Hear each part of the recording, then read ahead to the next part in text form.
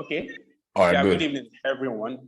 Good evening. My name is Kazim Abolore. So I am reviewing the book called The Almanack of Naval Ravikant. So when I wanted to start reading the book, I firstly went to check the meaning of the word almanac. Of course, I have been hearing the word almanac, so I wanted to know if what I knew as the meaning of almanac is still what Naval meant. And it is the same thing, or almost the same thing, because almanac actually means a handbook, typically published annually, now containing information of general interest. Wow. Now, if you now compare it with what Naval wrote, the entirety of that book is based on two things. Yeah. Number one is wealth, and number two is happiness. Happiness, yes. Yes. So, and from my own perspective, what Almanack is saying is that, yes, you can be wealthy and be happy. That there are two different things. So the entirety of the book is on how you can be wealthy ethically and how you can also be happy. Yeah. Yeah. That is one. Then, talking about the book now, the Almanack of Naval Ravikant is actually a collection of naval tweets. Yes. Yes. Yes. Just his tweets here Yes. and there, and then his podcast interviews. Yes. Yes. Yes, that he has had with people. Yes. So that is what somebody gathered. But also, sorry to cut you short, so that you can give them perspective. Who is Naval? He's a venture capitalist. I'm still coming to that, sir. It's a very wealthy man. Yeah. Yeah. Now, talking of who Naval is, from the book, I read that Naval was actually raised by a single mother. Yes. And yes. anytime I read something like this, it touched me.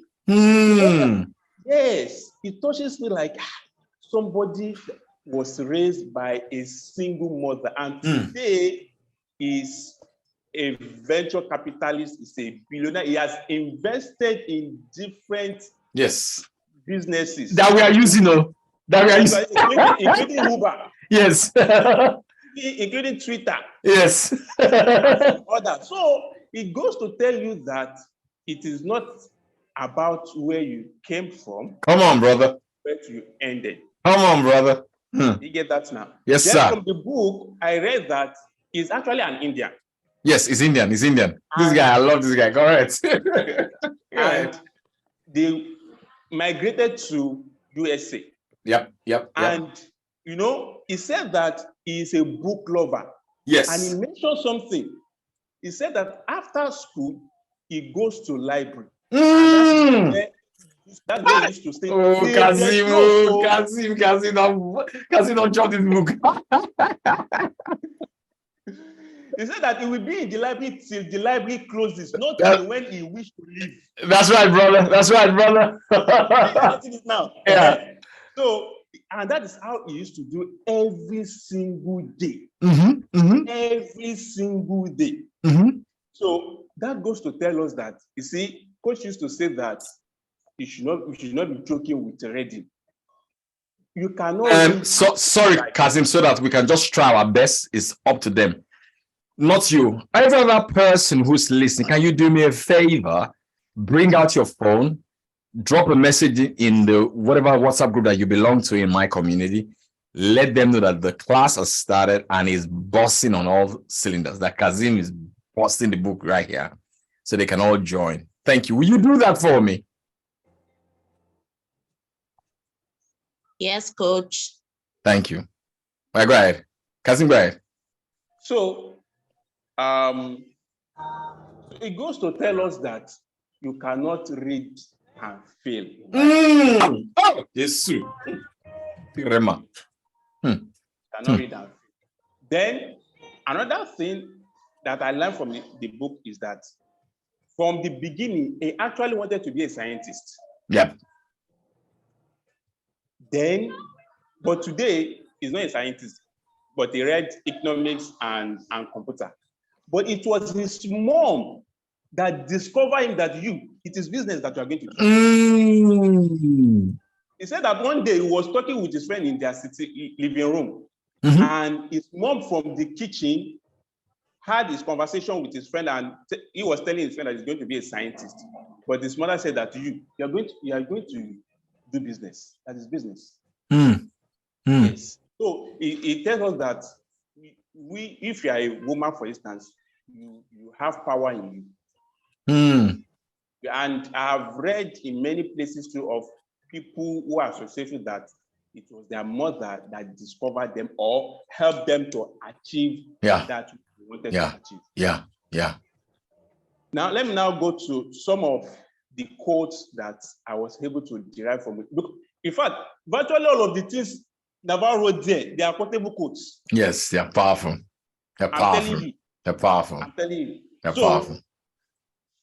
Let me now begin with this. Say that if you have nothing in your life, but you have at least one person that loves you unconditionally, it will do wonders for your self-esteem.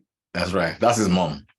Yeah, that is mom. That's his mom. He said that he didn't have friends when they moved to New York. Yeah. He didn't have friends. Yeah. In fact, Book was his friend.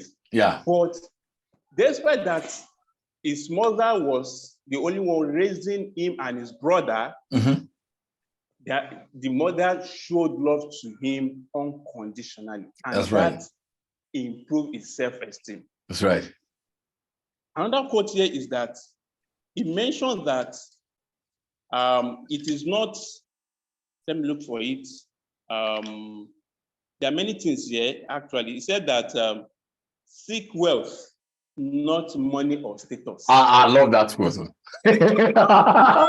They don't like, why? I think that quote, you are not finished to continue that quote. He said, seek wealth, not money or status. He then proceeded and said that wealth is assets. Come on. Earn while you sleep. That's right, brother. That's right, brother. So, in other words, you should seek assets that earn you money while you sleep. Yes. Then another thing is that he said you are not going to get rich renting out your time for money. You must own a business to gain financial freedom. All right, so let's circle in on that here. Ronke, you guys, how do you guys want to run this? You want the audience to talk back? How do you want it to be?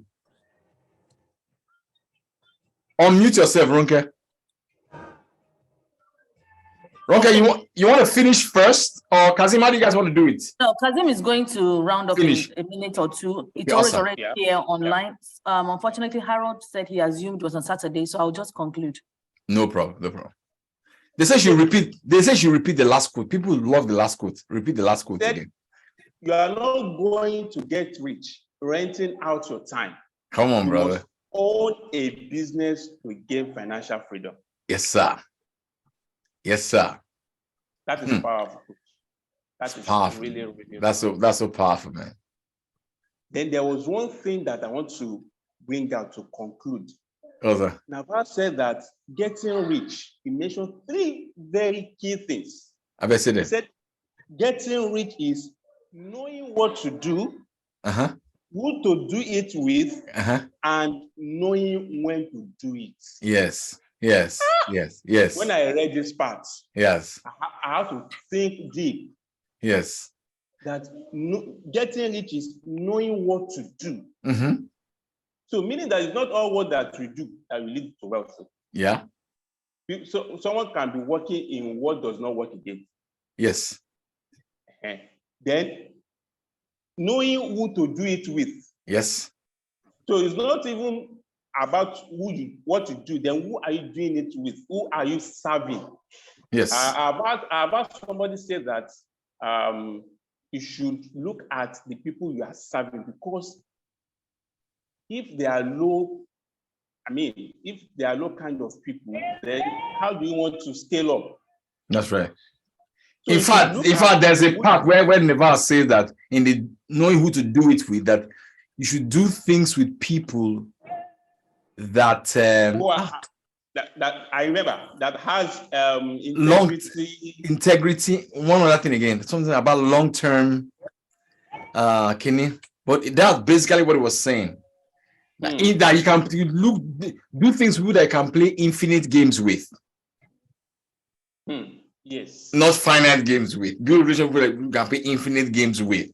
Not finite games. So no, guys, he's a philosopher, a scientist, and a businessman. It's a crazy combination. It's a stoic, it's madness. Kazim, well done, man. It's brilliant, bro. So Brilliant, man. Let's give Kazim a round of applause, somebody. That's powerful. Kazim, you didn't tell us that you're a teacher. You didn't tell us that you're a teacher. Yeah, I'm a teacher, and I also write books. Yeah, it's a great guy, man. Yeah, I train people on how to write books as well. Yeah, and I'm also a realtor. And he's a realtor. Kazim, we'll come back to that. You have to focus on you're doing 20s right now. Yeah. All right, Ronke. Where is it? I want to put that on the screen. Are you using the phone called iPhone? I saw you just. I didn't see you again. Can you say something, Itoru? Where is Itoru? Maybe a network went bad. Anyway. Let me look for her and unmute her. Yeah, good. I think you can. Can you bring her on the? Kazim, well done. People are giving you a lot of emojis. Well done, man. Thank you. Kazim, what you said while the Ronke's portion sorting this out, when he was saying that we should do things, wealth is making money even while we are sleeping. What that does, it just begins to make you think strategically. Yeah. That what can I put my money on that even if I'm not there, I'm still earning. It makes you think. And you know, the brain is an answering machine. If you stay on that thought, you will get an answer. Oh, you will get an answer. Come on, man. You will get an answer. You will get an answer. You know, I've been thinking that how do I didn't have an API for WhatsApp. I've been thinking. What was that challenge? People be in the group and even their subscription is over. You don't know how to get them out because there's no API. You know, the brain's an answering machine, and boom, I met a company that could do that for me. That problem is solved. Wow. The problem is solved. Solved by Nigerian boys in Lagos. The brain is an answering machine. It says you have not because you ask not. The thing is, like I say, we don't stay with the ask long enough. We ask once and then we forget it. If you stay with the ask long enough, hey, day and night, the answer will burst into you. It will burst into you. Okay, go ahead. Okay, I'm just waiting for Itoro to speak. As far as I know, she's on here. So she's not here. She was here. I've seen her. Itoro, are you there? Yeah, sorry, I got disconnected, but I'm back. All right, so I've seen her. She's here now. All right. Okay. All right. Okay, hold on. Let me just switch on my video.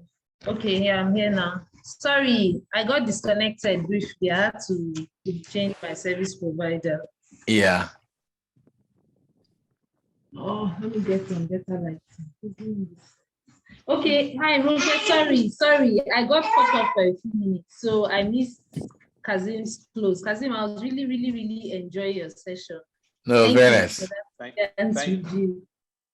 It's all right. Just go right ahead. I'm fine. Thank you for asking. Well done. All right, so let's go. All right. Okay, so first of all, I think this book is brilliant. Don't worry. Your kids are fine. So it's okay. Please come. Hello. Oh my gosh, she's so cute. So let me just get someone to tell me. Thank you. All right. So first of all, let's say thank you to you for this book. It's not a regular book. So really, I'm glad it's not like a self-help book. Yeah. It's a very different book, the way it's written. Yes. It almost feels like you're talking with someone. Yeah. Right? So I really like the book and thank you for bringing it up. You're welcome. So I am reviewing Building Judgments. I don't even know why I picked that particular part to review. I think it's because the word judgment is often misjudged. So most times when you hear judgment, the first thing that comes to their mind is that someone wants to play the role of God in their lives. Yeah, so you hear people say, don't judge me, don't judge me. Meanwhile, judgment is righteousness, like justice, doing the right thing and clear lines. Yep. So if you assume the role of judge in your own life, you've made things easier for yourself. So the Almanack of Naval Ravikant is really cool. So first of all, talking about building judgment, he's talking about, the first thing that really struck me is when he said that we should stay on the bleeding edge of trends and become really good at something. So I now thought bleeding edge, think about an edge of a cliff. Yeah. The bleeding edge is, when it's falling, like it's peeling, breaking. Yes. So the bleeding edge is the real edge that is almost peeling over. Yeah, the cutting edge, man. Stay there. Yeah. And become really good. Like you find a lot of people saying, don't be interested in trends, just be good at what you do. But in this world today, whether you follow trends or not is a different thing. But whether you understand it is key. It's one thing to say, I don't follow trends, but that you don't know it, you don't understand it. It's almost like suicide for you because you just be in one place and it's like the river is passing and you're just standing in one place. That's right. So he said, we should be deterministically predictable. I have to say, this is a new word. Don't just be predictable, be deterministically predictable, as in you plan your predictability. Come on, sister. I'm like, these people are not normal, right? So some things that jumped out at me. He said, you don't get rich by spending your time to save money. You get rich by saving your time to make money. Come on. He's talking about trading your time for money. Yeah. And he's like, get to the point where you save time because you are on the cutting edge. Yeah. So what that said to me is, you can't stay in the place where you say, I'm not technologically savvy. It's not possible if you want to be relevant. You have to learn something. You have to learn. All right, then this part where he says, hard work is overrated. Judgment is underrated. But what? Judgment. Yes. Can you zoom in on that? Let's all think through that. My own perspective that when he said judgment, I'm looking in terms of decisions, choices, judgment call. Yes. I was praying for my sons this morning. I said, God, help them make the right judgment calls. Exactly. So right judgment call, the right direction to go. It's a judgment call.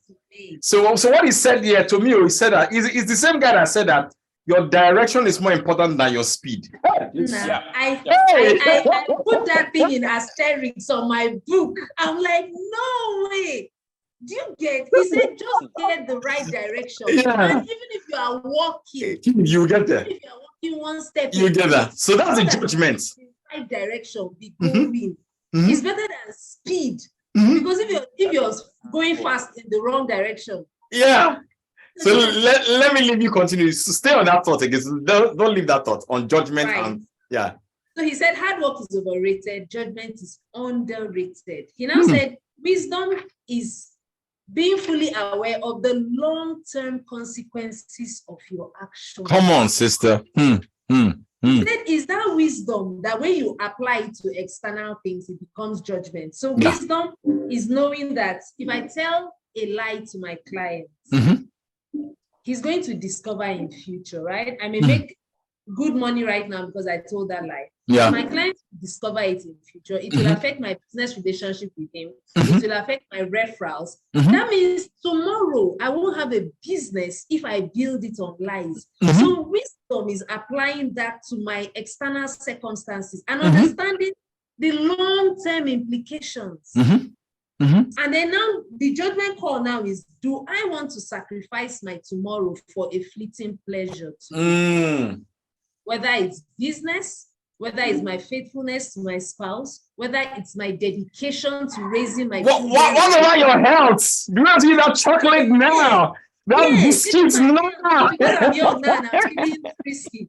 Does it mean I shouldn't? I saw your Sunday video where you had the gym. I said, this oppression. But God is oppressing us, so we have to do better. You know, because you're planning that you want to be a healthy 50, 60, 70, 80, 90 Yeah. Judgment is applying that wisdom for tomorrow in today's circumstances. That's right. Oh, I love this book, man. He talked about hard work and he was like, man, it's not just about working hard. You know, people keep saying this thing that the truck pusher would have been the richest man. Yeah, but sometimes I wonder if we just say it or if we really apply it to our lives, ourselves and our thinking, because we have been preconditioned, and he also talked about conditioning. I'll get there soon. So he talked about leverage. I love that part, man. So powerful. In the era where we are now, he said one decision can win everything. That's right. And it was at that point that he said, direction is more important than speed. Yeah, that's so powerful. So powerful. Seriously. So powerful. Then he now said something about being a clear thinker.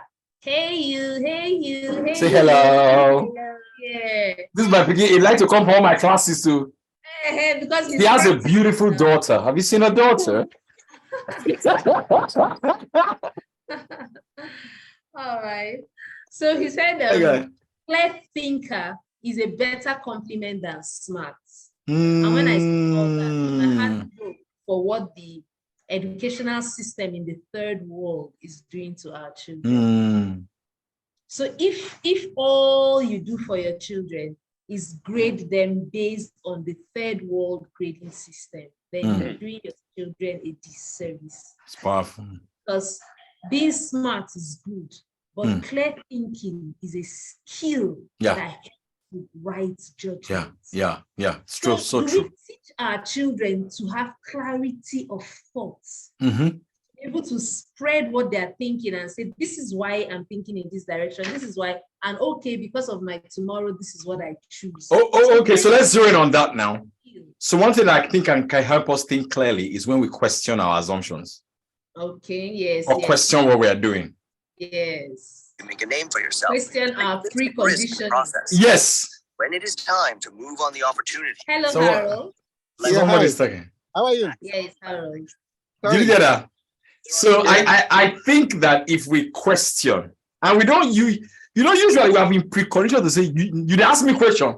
You'd ask me question. I'm telling you. You'd ask me question. Like you know how you, as a parent, you tell a child something, the child says, why? You say, because I said so. Because I said so. Just feel your word is law and authority.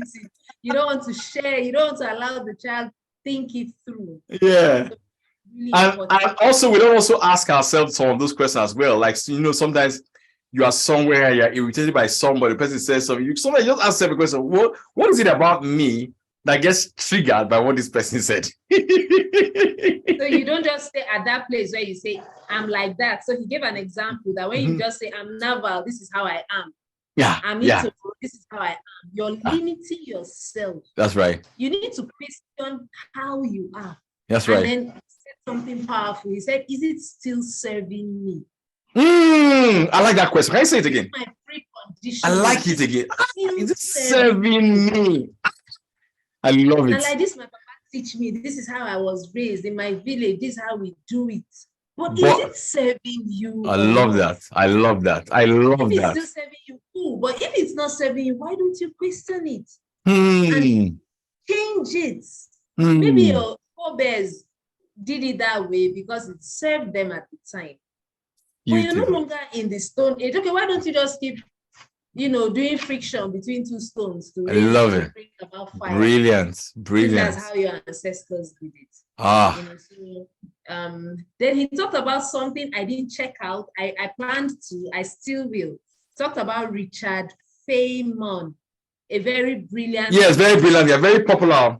He's dead now. His lectures are all over the place. Yeah, I saw his book today. So I'm going to go do some research. I think we should all do it. Yes. He talked about one of his books called 6 Easy Pieces. He said the guy made mathematics so easy all the way from algebra to pre-calculus in 6 easy steps. I'm like, wow, in 3 pages. He said, you know that you have to learn things like building principles upon each other to be able to make judgments. Yeah. And he said something so cool. He said, if you just judge because you're American, as in you make decisions because you're American, or because you're female, or because you're Caucasian, you know, that you should question those preconditioned bundles that makes you make certain decisions. Yes, yes. Try and take them apart. Yes. And question them. Yes, yes. You know? So he talked about effective decision making. That one was like, you know how you hear something, it's like they are preaching, you want to put off it. Yeah. That's how I felt when I read that part. I'm like, oh my goodness. He said that there's something he described as a monkey mind. He said a monkey mind responds to what it imagines of things the world should be. So it desires a certain kind of reality. It does not take the reality as it is. Rather, it's in that make-believe world of this is how I wish it would be. Yeah. Now he said because the monkey mind works on preconditioned notions of how it should be, it doesn't allow us face the truth and deal with it. Yeah. Yeah. So he applauded periods of suffering and pain in our life. Yeah. He said, if you're going through a moment of pain, it's a moment of truth. For the first time, you can no longer deny reality. So he gave an example. He said, it's like if your business is failing. And he says, you all the while, you've not said the truth to yourself or to your family. Yeah. Right? And Yeah. your business partners about your business. Yeah. So if you are at that point and you're just flexing, you know how maybe a bank, remember when some banks were closed down in Nigeria many years ago? Yeah. You know, so maybe some of them had those issues already coming up. Yeah. And they, for some reason, put it under the carpet. Yeah. With it. Or a failing relationship. Yep. Your communication is dwindling. Come on. Your intimacy is dwindling. Yeah. You're just like, I beg, is one of those things. If you keep doing that, you might actually get to a point where things break down. Yeah. So you need to face reality. So he said, if you're going through pain, I mean, it's almost like you were saying congratulations, because finally you can face the truth and deal with it. So for me, that was a message that every time I'm going through pain in a particular area, I've been cured of my wishful thinking and my monkey mind that didn't let me zone in on the symptoms. Now, koro is happening. I need to sit and pay attention. Wow. So he said, to see the truth, you have to get your ego out of the way. That's right. That's right. That your ego doesn't want to see the truth. Yes, it doesn't want. Your ego doesn't want to see that you're a poor communicator. So true. So true. So your true. Ego doesn't want to see that you're a poor financial manager. So true. Your ego doesn't want to see that you have a poor listener. With deadlines. Yes. Your ego doesn't want to see it's all so that. True. It's so true. It's even though I teach communication and all this, I'll say it's communication. You know, I was having a conversation with somebody not long ago, and my wife was there. My wife said, you know, you weren't listening to this guy. You know, they call my wife correction fluid. Like, may God bless you. I tell you straight up, but just tell me straight up, you know, you were not listening to this guy. You just talk blah, blah, blah, blah, blah, blah. Wow. But you know, my ego, the African man in me, and the sales coach in you. And the sales coach in me. I said, oh my God, I'm sorry. Yeah. Correct. But those ego moments and those ego pointing moments, our body doesn't like it. At all. Nobody likes it. But that's where we grow. That men have ego. Women have some ego. Yes, and that's where we grow. That's where we grow. Go ahead. Lovely. So he said, to get the truth, to see the truth, you have to get your ego out of the way. So he said, what we wish to be true clouds our perception of what is actually true. Awesome. So he said, that suffering moment, that moment where we can no longer deny reality, is where we need to now say, look, oh, this thing on budget, I need to fix it. So at that point is where you now need that your wisdom that was you being fully aware of the long-term consequences. If I continue like this, if I continue with this bad eating habits, how will my health be in another 10 years? That's a very, very powerful thing. It's like that thing I spoke about today about asking those preemptive postmortem questions. Yeah. So powerful. So powerful. So powerful. Wow, this is so good, man. This is so beautiful. It's a very good decision-making heuristics. Very good. Yeah, that's a new word I learned. Yes. It's a heuristic. It's a shortcut.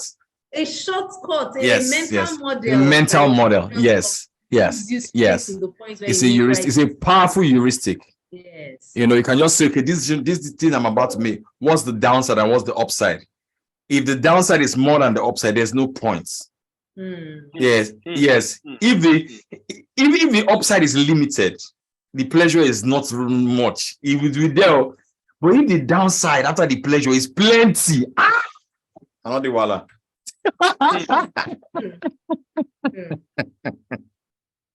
You know, so he said something really, really interesting. He said, what you feel tells you nothing about the facts.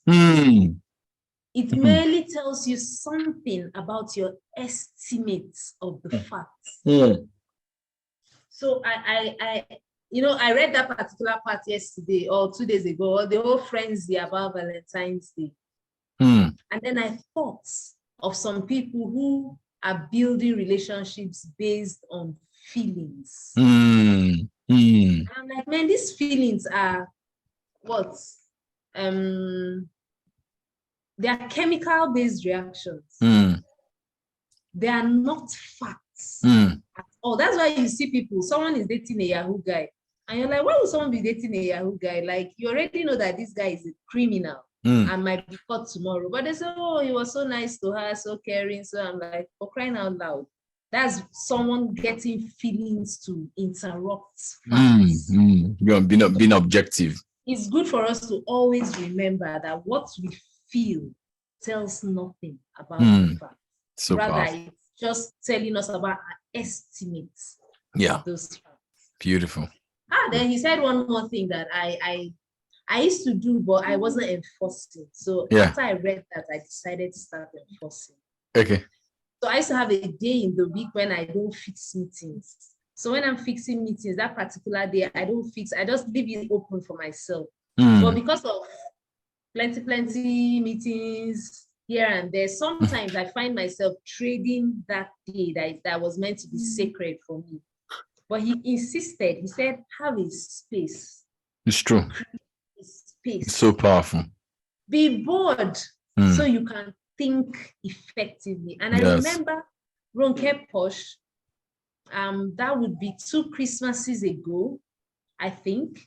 I hope she'll talk about it when she comes up. She posted something on Instagram. She said, allow your children to be bored this holiday, or maybe 2 summers ago. She said, don't fill their holidays with gadgets and partying and all. Sometimes turn off the gadgets.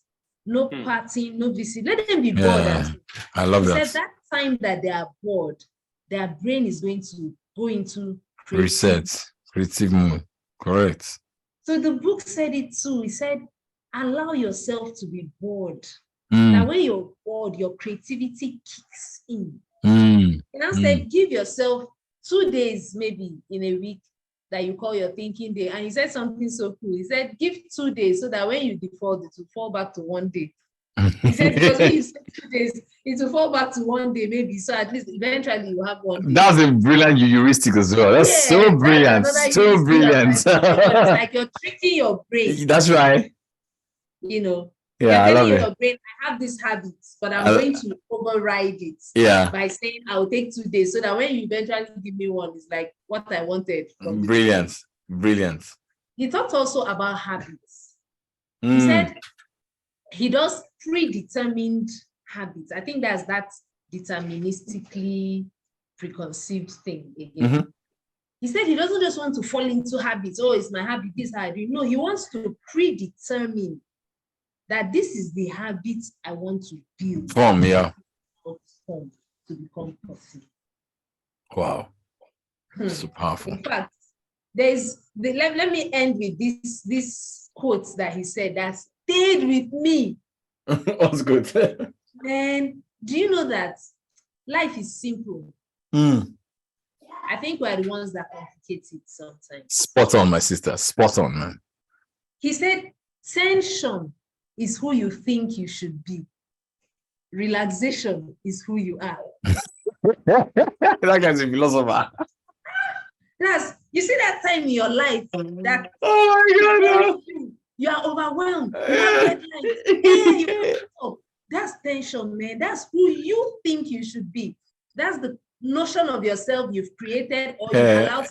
Your identity. You are in your element. Yeah, essence. The thing that God created you to be, the thing that you have strength. Come on, sister. The thing that you are natural. It's like a fish in the water.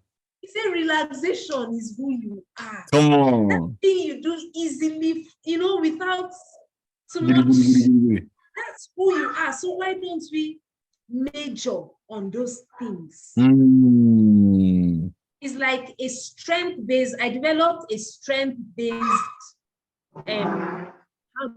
model of parenting children.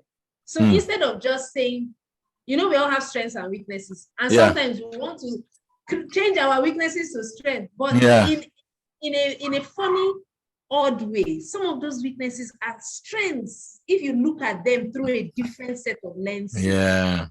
So our job is not necessarily to turn all our weaknesses into strength. It will just be lopsided. But you can actually concentrate while trying to make your weaknesses become strengths. Yeah. You can concentrate on developing your strengths. Yes, that it is your strength to do this. Have you improved on it? Since you were 15 and you read Spirit Control Temperament and you learned that your strength is XYZ, have you got that to improve? Or you just say, hey, it's my strength, I can do it. So if we grow our strengths, we will grow more in that area of relaxation. He said tension is who you think you should be. Relaxation is who you are. Wow, thank you so much. This is so powerful. There are plenty of this building judgment. And someone said, develop your strength and earn money to take care of your weakness. It don't matter. So you have a weakness of something. Develop your strengths and then outsource your weaknesses. Pay for them. Pay for them, man. Learn one thing that you are a natural stranger at. So when he talked about following trends, he said, know a lot of stuff, but be very good at one thing. Yeah. Yes. This is so I'm good. Still here to keep talking. This is so good. Thank you. Ronke, I think it's your turn. But before Ronke comes up, I want to ask anybody here, any perspective. Did something that Itoru said or Kazim said strengthen what you've learned? I'm sure, I don't know if Ronke is going to say that, there's a part of the book when the guy was talking about how we create wealth now, that it's through code, media, and I think leverage. Yeah, I think I'm going to talk on that one. Okay. Because that is, yes, because that is such a powerful place where we are right now. Very interesting. Very in interesting. the world. So, Ronke Posh, I like your glasses, sister. Thank you. Well done, Itoro. Good job, Kazim, as well. Thank you. Did you guys like have a meeting, or are these guys are just flowing seamlessly? Beautiful. Yes, that's how we roll. That's awesome. How it is. It's an 18. His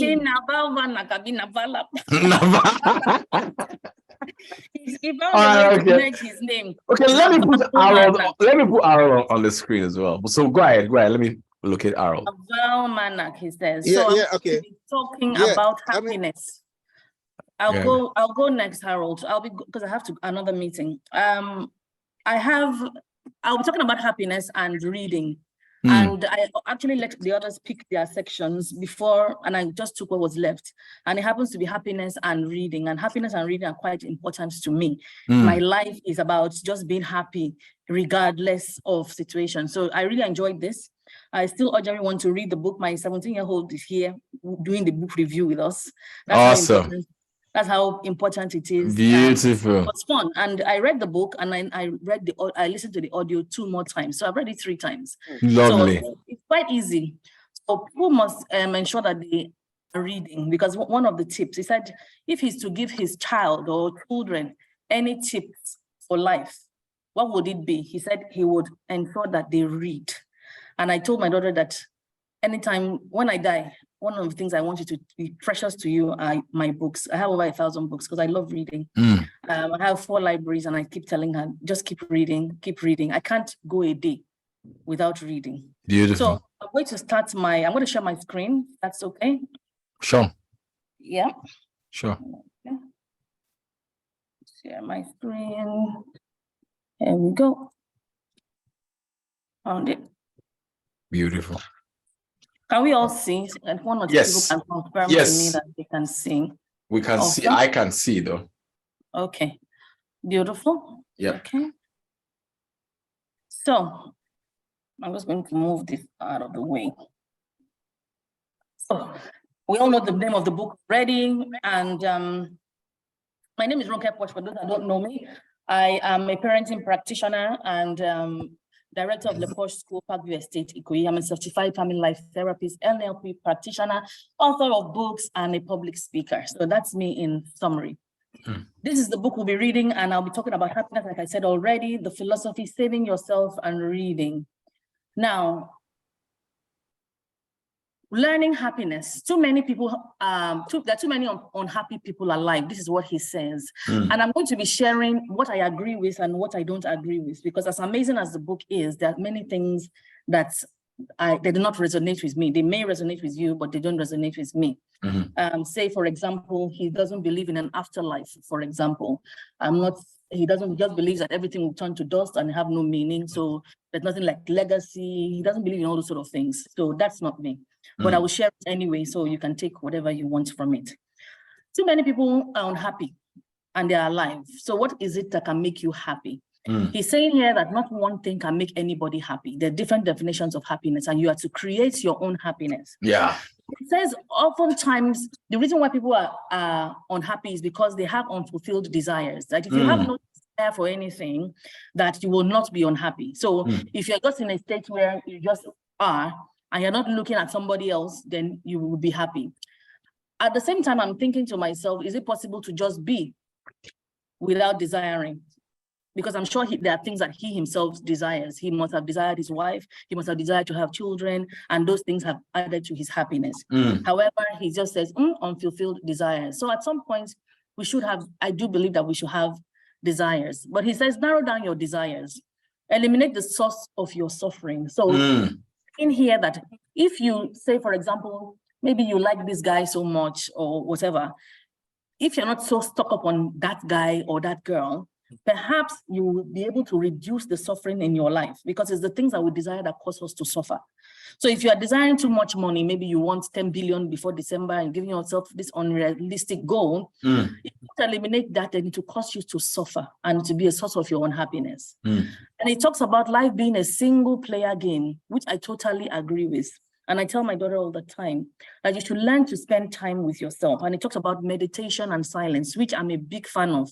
Last December, I went away with Bankole Williams and we went on a retreat. And most of what we did was just stay in silence and meditate. And I also want to encourage people to learn to meditate and to stay in silence. He's an advocate of meditation and silence. We are born alone, we'll die alone. Most of our thoughts will be alone. Most of the things that we do will be by ourselves. And so we must learn to enjoy our company. Some people cannot stay alone. They need somebody to be there. They can't even stay alone. Music must be playing or Netflix must be there, something to distract them, because they don't enjoy the company of their thoughts. They don't enjoy the company of themselves. So we must learn to understand that life is a single player game, okay? Many have trained themselves to join the rat race, and they are high anxiety people. And what he means essentially by that is that a lot of us are just, the next book. We want to just do what everybody is doing, post the next Instagram reel, do this. And it causes us to be anxious. It programs you, because what you do repeatedly programs you. And it comes to a point where even when you have money, you have programmed yourself so much to be in the right place, you can't help but be anxious. So you must ensure that you are not joining the masses. And it reminded me of the scripture that says, narrow is the way. So many people are doing everything, but there's some things that you must think about and say, am I supposed to join everybody when they're doing these things? So what you do versus what society expects you to do. Society expects you to do certain things, they expect you to conform, they expect you to, dress in a certain way, speak in a certain manner, be at certain hangouts. Is that what society expects that you live for, or what do you want in life? What you want in life is what you should live for, and that should be what should make you happy. And that reminded me of FOMO, fear of missing out. Some people don't want to miss out on things that are happening on social media. They don't want to miss out on certain functions. They want to be everywhere. And that makes them anxious. It also makes them stressed out. Do you have to be there? While there's importance in networking, but do you have to be at every networking event? If you want lasting happiness, it comes from within. It's not extrinsic. Some people believe that if they don't marry, they cannot be happy. When they marry, they'll say they don't have children. When they have children, children don't grow up. When the children grow up, the children don't leave the house. When they grow up, there's always one thing after the other. Your lasting happiness must come from inside of you. You must define it and understand and say, this is what makes me happy. This is my own measure and criteria for happiness. I don't care what anybody has or is doing. This is what makes me happy. So material possessions can contribute or facilitate your happiness. Yes, of course. If I have a nice car and I can quickly get from A to B, if I can fly business class, all those things will contribute to your happiness, but they are not in itself happiness. Happiness is a skill, and you have to be intentional about it. You are not born happy. You have to learn the skill of being happy. You have to be intentional about your happiness. And I always say, guard your heart jealously, because out of it flows the issues of life. You must ensure that the ears and your eyes, the gateway to your heart, you guard it jealously, because they can cause you to be depressed and sad. So you must sharpen that axe. You must ensure that you practice that skill. Not that we learn skills, we must learn happiness. And happiness is relative. So what makes you happy is not what makes me happy. A full bank may make me happy, it may not make me happy. A glass of wine may make me happy, it may not make you happy. So you must find what makes you happy. I love reading. I love reading. At the end of this book, Naval recommended several books. And he said, oh, it's so long that you might just want to get the digital copy of my website. I listened to every single book that he recommended. And I went to my Audible and I was bookmarking in my library the books that he said, because there's no life without reading. Say if you're not reading, you are dying. So you must read. So when Mr. Ford says we should read this book, do a book review, the least we can do is to read the summary. You must not miss out on reading. I tell my pupils at Le Poche School that you must read. They must be reading. If they ask you, which book are you reading now? You must ensure you have a book that you're reading. And with all due respect, it doesn't have to be a religious book. Some people always, oh, this pastor's book, that pastor's book. Yes, they will tell you your religious perspective, but there's a lot to life.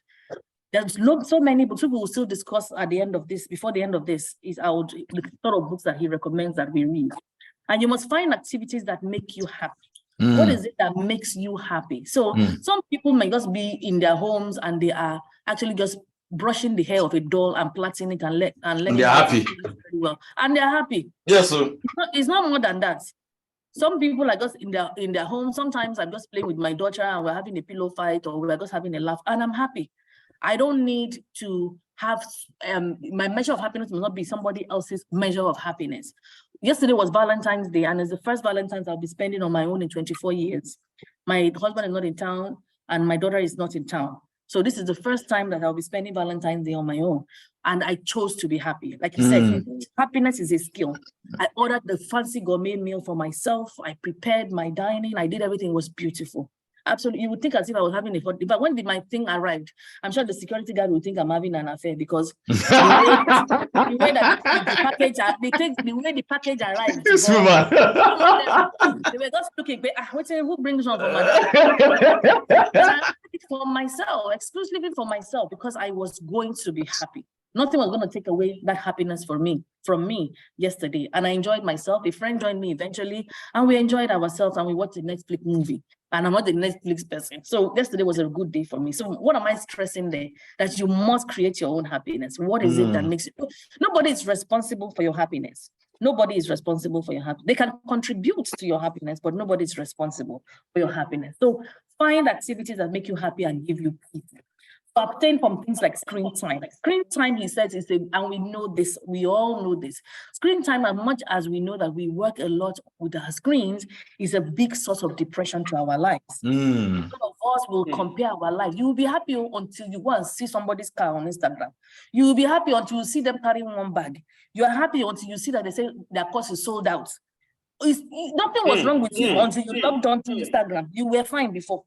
But the moment you see somebody else and you start the comparison analysis, that paralyzes you. So you must be careful about what you consume online. The amount of caffeine that you take. A lot of people boast about the amount of coffee. I used to drink a lot of coffee when I worked in the bank. I worked in the bank for 11 years in the UK. And I used to love my coffee as I'm going. In fact, when they get there, they will ask me, is it my regular? And I'll say, yes. They already knew exactly what I wanted every morning in terms of coffee. I drank that thing so much. When I came to Nigeria, I said, okay, no more coffee. But because it had become such a habit, if I knew what happened, I was drinking this coffee again. In this heat, I was just drinking the coffee until one day, the headaches did not stop. I tried to find out what was going on. Luckily, I had a blood pressure machine at home and I checked.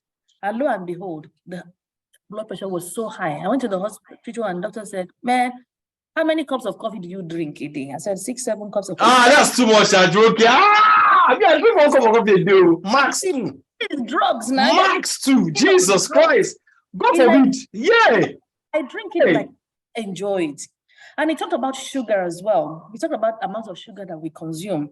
And there are different kinds of sugar. I have to stress it. Once you didn't say this one, there are natural sugars and there are also artificial sugars. We know that we should stay away from them. As much as we can, we should try and substitute for honey. And for those that have little children, try not to put them on sugar. My daughter is here. She didn't have any fizzy drink, all those cabbage, box drink, carton drink. She did not have it as a child. I did not give it to her. Even chocolate, she was not eating it. 5 years plus, she still didn't know she didn't have the taste of all those things. It's possible to raise your children without sugar because it's not good for them. It affects their mood swings, their diet, their teeth. There are so many things that this sugar does. So I want to stress the importance of substituting. And then we must understand that our Nigerian African kind of food are very big on carbohydrates, and this turns to sugar in our bodies. So we must, we'll get to it because he also actually talks a lot about the food we eat. A lot of people will eat a lot of carbohydrates and then eat fat. So it just reminded me of how we eat our pounded yam and then we'll be bragging about the number of one and shaki that is inside our food. That is a very bad and actually toxic combination for our bodies. And that's why you find that our older parents, they start eating the greens, they start coming off all those food because they're not good for us. If they're not good for us, then why don't we stop it now and prevent our children from getting into the habit of eba amala all the time? That's just my contribution. Now, alcohol is another one. Excessive drinking of alcohol, excessive sex. Anything that is too much is an abuse. Anything that is no matter how good it is, if you drink too much water, you're going to be oversaturated. It's going to hurt you. Overexposure to sun, overexposure even to reading, you can go crazy if you read. And anything that is in excess, you must limit that thing. Even jealousy. If you see at the picture there, I put jealous. And he had a solution for jealousy, which I loved so much, and I'm going to talk about online. I loved it so much. He said when people are jealous or envious, that he used to be someone that used to be jealous and envious of other people. And he said, and then I think someone also said it to him, and the way it goes is I like that perspective. We just saw a snapshot of the person's life. We didn't see the entirety of the person's life. So he said that so powerful. If you're jealous of somebody, think about it. You're just jealous because they have a big bank account or a sexy wife or husband, or maybe they're getting gigs and you're not getting gigs. Is that all you want and you're not getting? You must ensure that you are also ready to have the life that that person has. So if the person any disease, you are ready to have it. If the person has any challenges with anything, you are ready to have that person's life completely and wholly. If you are not, then there's nothing to be jealous about. Because when you think about other people's life, you're only picking one or two things that you want in their lives. You actually do not want, oftentimes, and desire the entirety of that person's life. You must be careful about jealousy and envy. Okay. He wants us to be active all the time as much as we can. Whilst I was waiting for my turn to do the book review, I picked up my dumbbells and I was just lifting weights. I want to build my strength. So he says we must make hard choices. Hard choices have long-term benefits. The hard choices lead to soft life. Yeah. So hard choices can be you working out. I see my who is Zuzu? Who is Siana? Sia, is that my son? Who is Para? I don't know what thought it took about. Let me try and open my screen with this. What's going on? I had only the screen on, so I wasn't privy to what was happening there. What? You always what I was listening of? No, I had folded up my screen. I only had I didn't have Okay. So hard choices lead to long-term benefits. Oh yeah, very good. Yeah. Healthy, going to the gym, it might be tough for you, but you would enjoy your body, you enjoy your life. So tough, it's so tough. So he mentioned that, and then I've gone one ahead before. Now he talked about healthy eating, exercise, and I've talked about that meditation. Prioritize health and well-being. Find accountability partners with the things that you're doing. So, we already talked about that one, so I won't bang on about it for too much. You should build actions and habits, and those sort of things, they take a while. So you might want to start doing something. Maybe you want to start posting or doing your sales thing, and you're thinking, oh, sales and coach has done 50 calls today. I've only done 2. Just keep moving. And I know that there's this saying that it's better for you to be crawling than for you to be static. Yeah.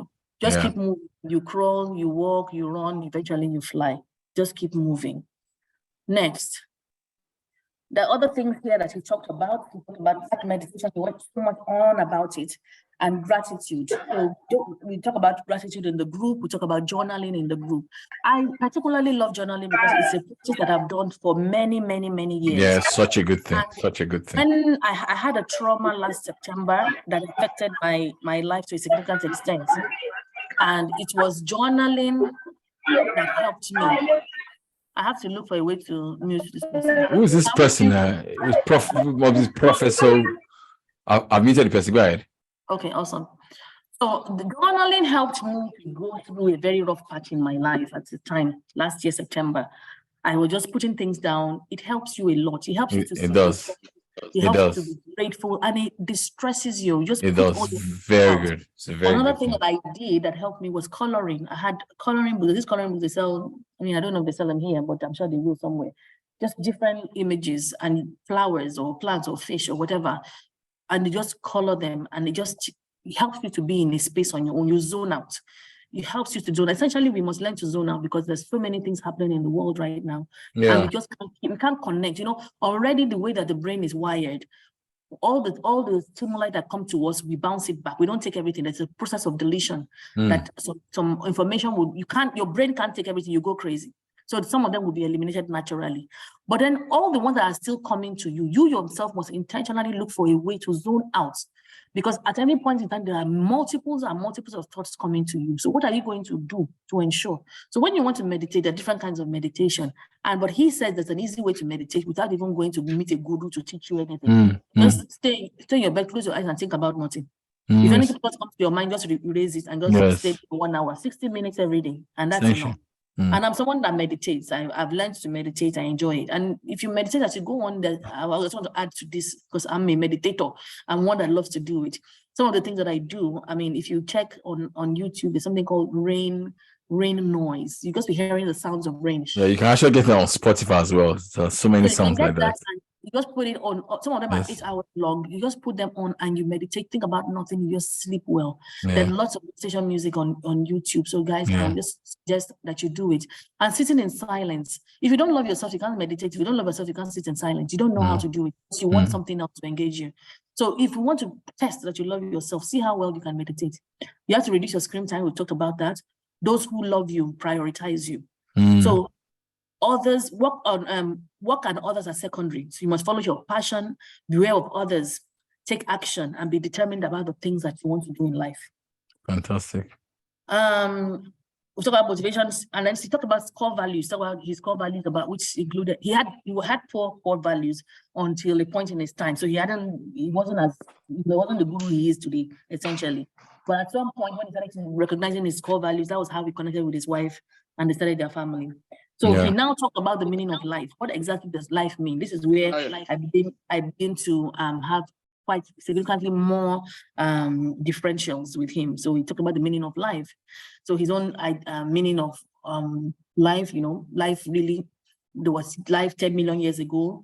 The way you were before you were born and is the way you're going to be when you die. So a baby does not even know that they existed before they were born. And when they die, you will not even know that you existed. So that is essentially what he's saying. You may agree, I don't. He says your values must align to your purpose. You should find your shared values and find it with other people, find company, and that company made me realize that, when people have maybe a disease, they will join the group for support of the people that have the same disease, or maybe somebody's heart is broken. They will look for friends that their hearts have been broken as well, because misery likes company. The same way that misery likes company is the same way that happiness likes company. So find people that are happy. One of the reasons why I'm in this group, and I must say it, and I probably have said it before, is I just love Wolfo's energy. For me, it's not the content. The content is good, but for me, it's not the content. For me, it's the energy, because he's very passionate. And I like to be passionate. I don't want to give up. So when somebody is waking up every morning and saying, oh, you have to do, I can't sit down. What am I doing when somebody just, shouting morning ginger every day and he's just so full of energy. That energy for me is what I need more than anything. There's sometimes where I'm not even able to catch up in 2 weeks. I'll be listening to the audios later on. But that energy will ginger me for a while, because, that passion, that always wanting to research, always wanting to find out something new, just dropping, that's it is it for me. So you find company. And the other groups that I belong, because they share my values, they share the things that I like. So we've replicated this sort of thing. Fina and I, we have a closed parenting group where we share, we don't call it morning ginger, but we essentially equip parents so that they can hear something about parenting all the time. They can hear something that will help them not fall out of line. They can hear the latest news about what children are doing. So find company that align with your values. And then the best exercise for you is not what somebody says, recommends to you. Oh, you must lift weights 100 times. You must keep 200 times. All those things that we hear. He says that's not the best exercise for you. The best exercise for you is what you enjoy. So if dancing is what you enjoy and you're sweating, by all means, knock yourself out and dance. You don't have to do what somebody else is doing, but you must do something. We talk about freedom. Moment, please. Yeah, okay. He talked about freedom. Phew. I need a break now. He talked about freedom, that what is true freedom? And this reminded me about a lot of Nigerians, because I belong to a lot of women groups, and you find that they are there ranting and complaining about one husband or one wife that is not saving them. And I'm an advocate of women working. I've always been. My dad raised 4 girls to work and to be empowered women. And he talked about something similar. People stay in bad jobs and they'll be complaining and shaking for you. I hate that company, but they're collecting their salary, but they will be cursing and cursing and cursing. And then they will be in relationships, they're not happy. They'll come online, they'll be abusing the husband, they'll be abusing the wife, just doing all sorts of things. That's not true freedom. You're in bondage. If you're not happy somewhere, set yourself free, just move on. No matter how hard it is, no matter what society is going to say, it doesn't matter. If you're not happy, just move on. Stop holding on to toxicity. Give yourself true freedom. Anger, I love this quote. He said, anger is like holding on to hot coal. Imagine, let's just stop for a second. Imagine hot blazing coal with orange, that orange thing that comes out of coal, hot one in your hand. You are holding it and it's burning you, it's killing you. But you are waiting to throw it at somebody else. That is what anger is. And anger is a sign of somebody not having full control of yourself. If you cannot control your anger, then you don't have self-mastery. This is just this one is from NLP. You must ensure that you are able to have self-control. No matter how high up you are in life, if you don't have a hold of your anger, you have nothing. Your time is your most important resource. And he did say at some point that, because I can remember calling a friend and sharing with her because I knew she fell in this trap. Everybody should have an hourly rate. Do you know what your hourly rate is? Think about it. What is your hourly rate? Is it 50,000 naira an hour, 10,000 naira an hour, 5,000 an hour? If you are doing anything that is under your hourly rate, you delegate it. That's what they said. That was a very powerful, powerful. It changes your mental model, the way you think. So powerful. That is anything that is under your hourly rate, you should delegate it. And I can remember this weekend I was with me and this and we was having a chat, and he said someone had left his team, and the person had gone to the UK, blah blah blah blah blah, and the person was very integral to the work that he's doing, and they hadn't found a replacement, so they paid 60% of her tuition and they continued paying her school fees so that she can be working from where she was. Essentially, it's not because the money is so much, but he cannot imagine himself, it's like to fear, God forbid, he cannot imagine himself doing certain tasks again. There's certain things that you must not do again as an entrepreneur or even an employed person.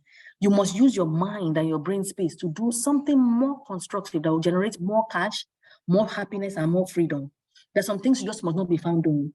And I thought to myself, I said, can you imagine if I say I want to start maybe in the mornings, every morning when I wake up, I go to the school, I want to be the one to sweep it because I want to save money. I want to clean the table and the chair, I want to save money. I want to carry the phones and be answering WhatsApp messages from the parents because I want to save money. I might be able to do that and save money, but I'm not going to be able to do the sales that are telling us to do here. I'm not going to be able to do bigger things.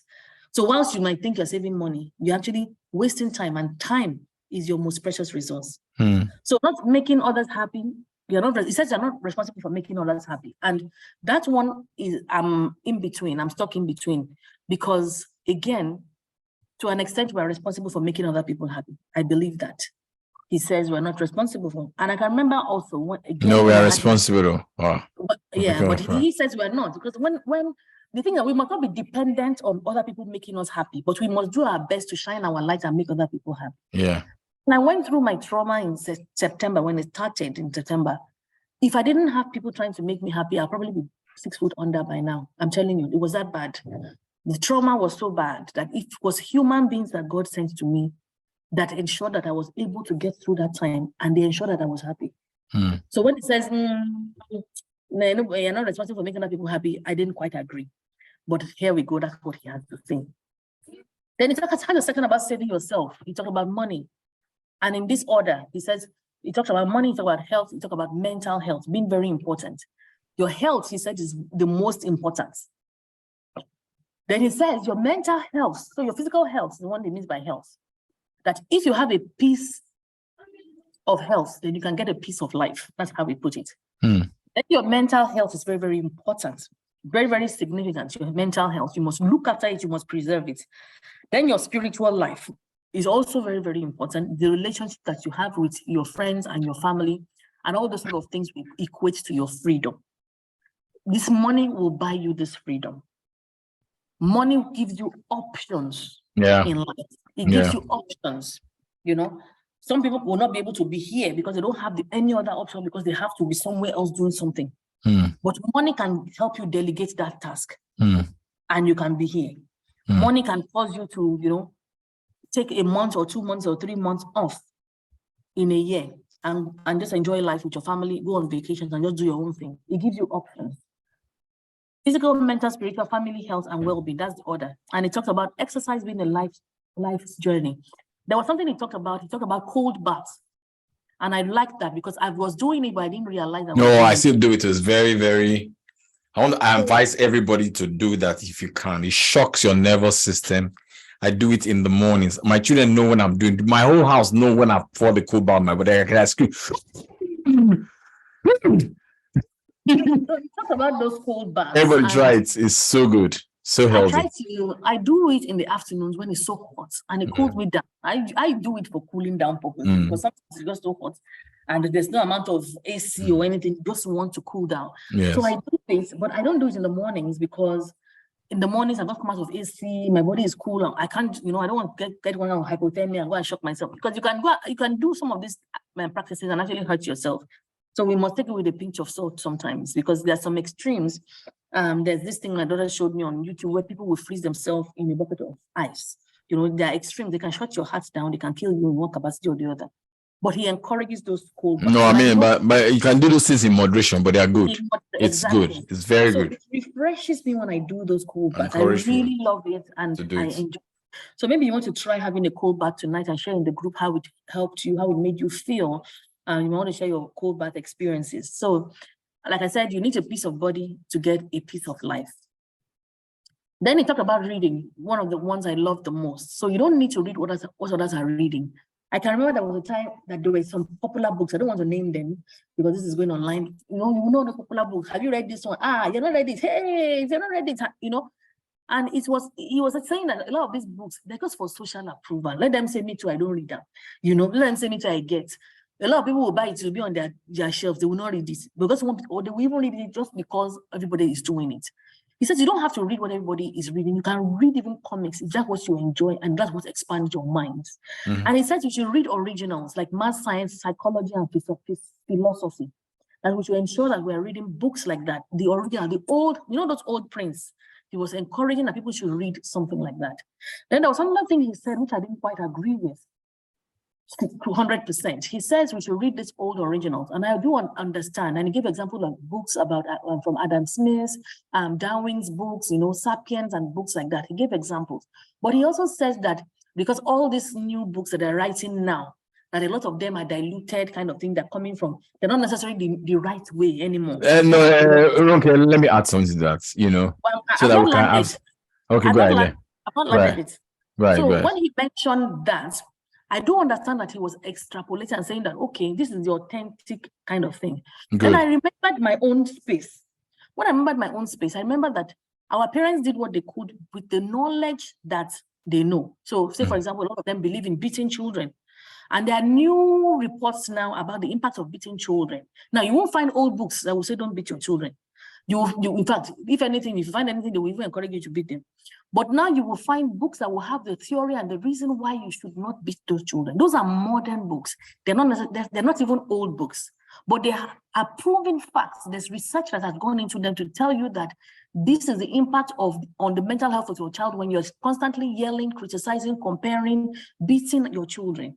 So that's why I'm saying that when we read some of these books, we should just take what works for us.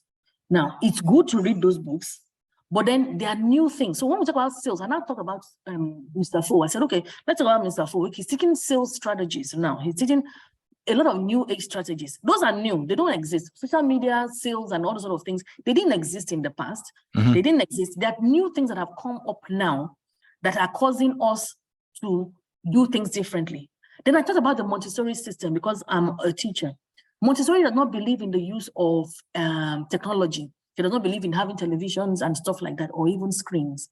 Now, can you now get away with teaching children without technology in the 21st century? No way. I think so. But her practices, her philosophy to an extent, not fully, are still true. So we must balance a lot of those things that he says in the book. I'll give you the space to do your contribution now. No, I like what you said, but there's a I don't know if I said that in the book, but in one of his talks, he was talking about first principles. That it's good to read books that are first principles books because they're the foundation of most things that are built on top of. For example, Think and Grow Rich in Success Teaching is a first principles book. And then that book that people talk about on success again is built on, on that. So my encouragement to anybody here is that it's also good to look at the first principles books, even on finance, first principles on that. You realize that every other thing is built on top of each other, like that. So I'm a first principles kind of guy. That's why I encourage everybody to read the book, The 7 Habits of Highly Effective People. All these books that on the power of habits, they are all built on that, because that book is a fundamental book. It's a first principle. But once you understand first principle books, any book that is written on top of that, you will get that. I'm not a first principles. Any book I write, it's not a first principles book. I'm standing on the shoulder of those who have gone ahead of me. That's also my encouragement to people here. So thank you for bringing that up. That's good. Okay. So we've heard about first principles. That 7 habits of highly effective people has become 8 habits of highly effective. Yes, he wrote that before he died. That company is worth like $400 million, and his children run that business. And the man is dead now. He had 8 children. Yeah. So we see that a lot of things are not static and a lot of things are not absolute. So we must be careful about some of these things that we learn. Then he talked about egalitarianism. And he talked about, and I know that there was a time I was teaching parents about Gen Z children and giving them a chance to do other things other than the medicine and the architecture and law and all those normal things that they want them to do. That a child is able to be a multimillionaire without leaving their homes these days, just by having a YouTube channel or just doing one thing or the other, podcasting, coding, YouTube. He's saying there are no limits. There's so many things that you can do in your own space these days that can blow up. So you take advantage of all those sort of things. And I know many of us are already doing that in one way or the other. So please follow Runke Posh on YouTube. Thank you. Then we talked about, so we're coming to an end now. The meaning of life, he says, it is personal.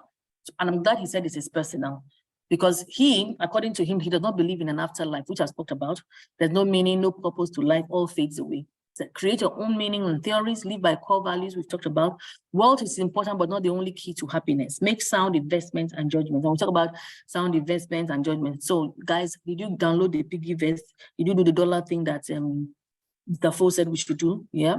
So taking action is another thing. Many times we consume information, but the Bible says that we should be doers of the word, not hearers only. So it's essential that we are doing stuff because the opportunities are there. Sometimes you hear, if only I had done that thing, it would have done to, let's not be those sort of people. Let's people that take action so that when it's time to harvest, we'll be part of who will be harvesting. So invest in pursuits and in activities. So it says happiness comes from what? Acceptance, not trying to change what is in your external environment. Everything is perfect until we start desiring and comparing. So interpretation is key. What are you interpreting and how are you interpreting it? Those are the sort of things that make people sad and unhappy. Your anxiety is a result of your thought patterns. What are you thinking about? Constantly processing. So some people don't live in the present. They are living in either the past, what happened to them in the past, or they are planning what they will do in the future. So they're not living conscious. They're not living in the now. They're not living in the present. So learn happiness at rest. Peacefully sit and enjoy internally. Just enjoy this moment. Don't hang around. Some people are getting a lot of value from this book review. Some people are not, because they're thinking about the soup they will put, the bag they will pack for their children tomorrow, the work, the this and that, because you're not enjoying the moment. Happiness is a skill. You must enjoy this moment. Let it be this moment. It's for my book review and nothing else. That's what I want to do. I want to enjoy. I want to learn. I want to grow. So don't hang around people who are constantly in conflict. That's bad energy, bad vibes. Don't hang around those sort of people. The more secrets you have, the happier that you are. So if you like, carry your word matter from A to B or to B to C. People will always interpret whatever it is that you do in your life anyway. So there's no point. If you tell them, they will see. If you don't tell them, they will see. So the more secrets you have, the happier you are. But obviously, if it's beyond you, please look for counsel or therapy. Now, happiness requires presence. So being in the now. And there's this thing I read that I got from there. It said only a small percentage of humans focus on the present. Yeah. So spend more time planning for the future or regretting the past. This prevents you from seeing the beauty in everything and being grateful for what you have and where you are. So immerse yourself in the present moment. So if you have not been present in this book review, enjoy the last 2-3 minutes of my presentation. I think this was the last one. So meditation, you talk about intermittent fasting of the mind. So try it for 60 minutes every day. But I would say that even if you can't do 60 minutes, start with 15 minutes. Start doing it little by little, and you will see the changes that you might, and then you will grow. It's like building muscles. Just start little by little. Because I know people that have recommended 60 minutes to go struggled because it's also a skill, something that you have to practice. So before you go to bed tonight, do your prayer, but just, even if you fall asleep, it's okay. That's the worst that will happen. But just try to zero out any thoughts and anything that happened to you during the day, during the week. Just think about nothing. Everything is perfect until we start desiring and competing. Have I not used this one before? Yeah, I've gone through the slide before. Yeah. So always be ready to internally to make good judgments. So we talk about judgments. It's all talk about judgment. Harold's going to do the thing. Do things now, not later. Figure it out as you go along. Find out your own path, irrespective of those you hurt. Value time over money. And I love this one in red. It says, anger is a contract you make with yourself to be in physical and mental turmoil until your reality changes. Control your thinking. Let me read that again. Anger is a contract you make with yourself to be in physical and mental turmoil until your reality changes. Control your thinking. Our criticism and judgment of others are fear-based to make us feel better about ourselves. I love this one so much. When it said our criticism and judgment are, so when you see somebody and say, look at this Wolfo's hair, look at his hair, he didn't even comb his hair. If you say something like that, you're talking from a place of fear. Or you say, look at the way he's always laughing and shouting at that morning. Can't he just talk normally? Can't he just be quiet and calm? Why are you criticizing? You are criticizing from a place of your insecurity and your fear. Allow other people to be and recognize your own fear. So when you're saying, oh, look at this one hair, so ugly, so fatty. So what is it about you that you want to feel good about? That until you put somebody down, you don't feel good about yourself. So we must process that. Now, I love this task. He says, play back your life by 10 years and ask what you told your younger self. What would you have done differently? And instead, if you're 40, think about what you will tell yourself when you were 30. If you were 30, think about what you will tell yourself when you were 20. Those things are some of the things that you need to now incorporate into your life and continue doing. So always think back 10 years and say, what have I done well? Let me continue to do more. What have I not done well? So essentially, it's similar to when we are doing goal setting. What has worked and what has not worked properly. So read what you like, not what is trending. Read what makes you happy. So I've gone through all this already. There's a repetition here. Now I'm done. Thank you so much. Thank you very much. Book lists, and I hope you enjoyed the book review. And do connect with me. It's Ronke Posh. Thank you. Thank you, Ronke. Thank you. Let's give Ronke a round of applause, somebody. Ronke, can stop sharing the screen now. I have to clap for myself first. Thank you. All right. Thank you so much, Ronke. We're very grateful. All right, guys. I want the audience to ask questions now. They've just been quiet. Let's engage them. I'm going to share the screen in a moment. I'm just trying to find. Yes. Coach, I have a meeting by 8 o'clock. So if I can just put my few tips before I go. Oh yeah, put your tip because we are rounding up right now as well. That's so that I don't want you to. So say your part now, Mr. Harold. Yeah, very good. So thank you. I want a big thank you to all the speakers that have spoken. They've done a very good job, and thank you, Coach, for recommending this book, or whoever recommended it. It's a book that I just listened to the podcast. The audio book. Yeah, the audio ones, and honestly, I just fell in love with the guy. If for somebody who was born 1975 and to have written so much and has so much wisdom, it came from books. So that's why it's good to. I recommend people to read their books. So my name is Harold Okagbari. I live in the UK. I work here and I live with my family here, and I'm also into Longreach, which is my what I call my side hustle. Okay, so with that, I created this leverage, of creating wealth, and that is one thing that this book is about, and that's one thing I want to talk about here: creating wealth. So he graduated in a very good school. He said his school, when he got to UK, to America, he was born in India. I don't know if somebody had talked about the background of the guy. Yes, we talked about the background of the guy. Yes. So one of the things that I picked from his childhood was that he was just like if you read these Gifted Hands, he had similar background that as youth they were going to the library, always going to the library, because for Gifted Hands, Ben Carson, I think the mom made sure that he went to the library. And this guy was reading, always reading, and because of that, he developed good intelligence and was able to get into a very good school that made him graduated very well, in economics and computer, and that started him into a very good industry, IT, and all those things. So what I'm going to say is that, first of all, when he said about creating wealth, he said, pick an industry you can play long-term. Yes. With long-term people. Yes. And when he was talking about that one, I just looked at Nigeria. When you talk of long-term wealth and long-term people, and I look at people like Jim Ovia, Elumelu, who started with Standard, I think, no, all state. SDB, Standard Trust Bank. No, they started with all state. Inside with Austin as a staff, then he built his own bank, Standard Trust Bank. He was working and creating wealth, creating relationship with customers, the clients, the big clients, and telling them, creating good term, long-term relationship with them. And it's time came when he said, look, okay, I want to start my own business. Come and bank with me, So long-term, build relationship with them. People who are CEOs, you watch them, they build relationship, network with all the managers or the general managers. Okay, what I want to do. I was talking about my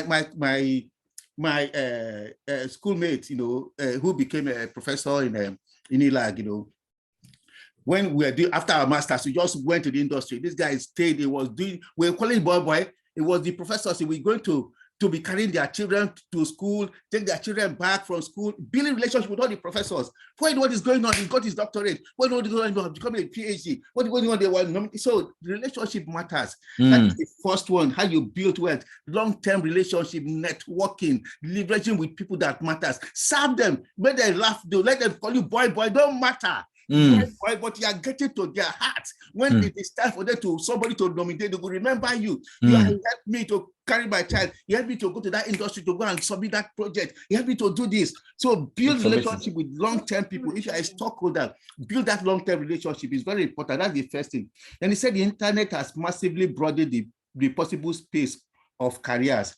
Most people haven't figured this out yet.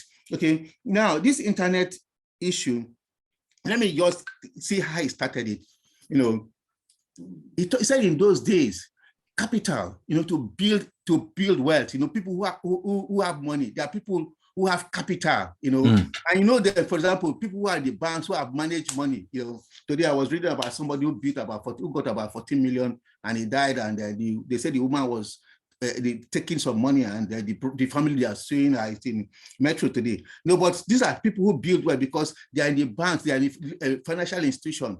And then say the politicians who can amass wealth, or that is old form of creating wealth. In that talk of the new form, in that one you need a lot of capital. For example, you have to buy a lot of shares and others with money. So, but the new form of people who are creating wealth now, they don't need permission. They don't even need more money. What they need, first of all, is knowledge. Okay? We talked about knowledge. That's one thing you need. I said the best way to get that knowledge is through apprenticeship. Okay, apprenticeship. That is the best form of knowledge. You can imagine. I when you talk about apprenticeship, I just remember this guy for Alaba Market.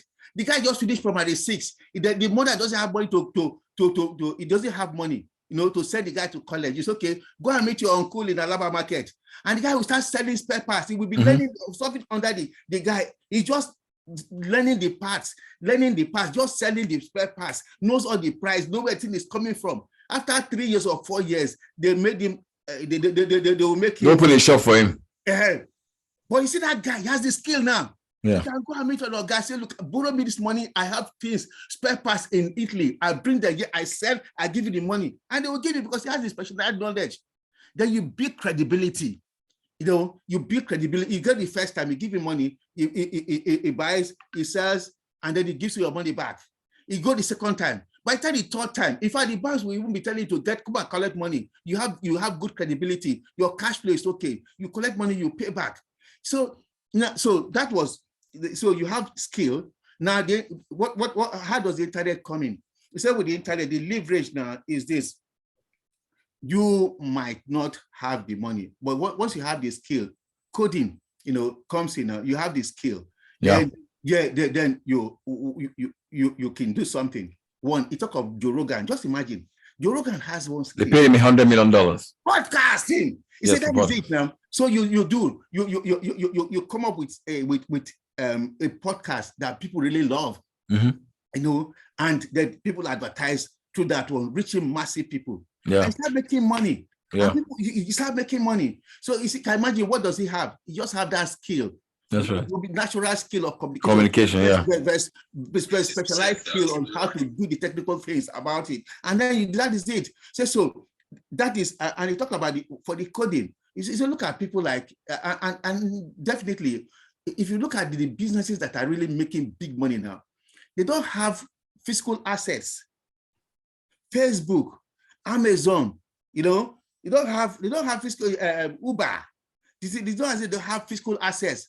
But what are they using? They're just like renting all these things and then giving that to a large number of people, and that is how the modern wealth is created. So that is the idea he's talking about, which we should follow.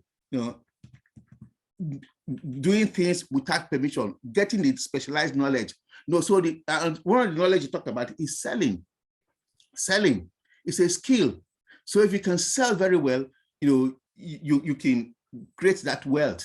Another thing is to get a business, in your own name.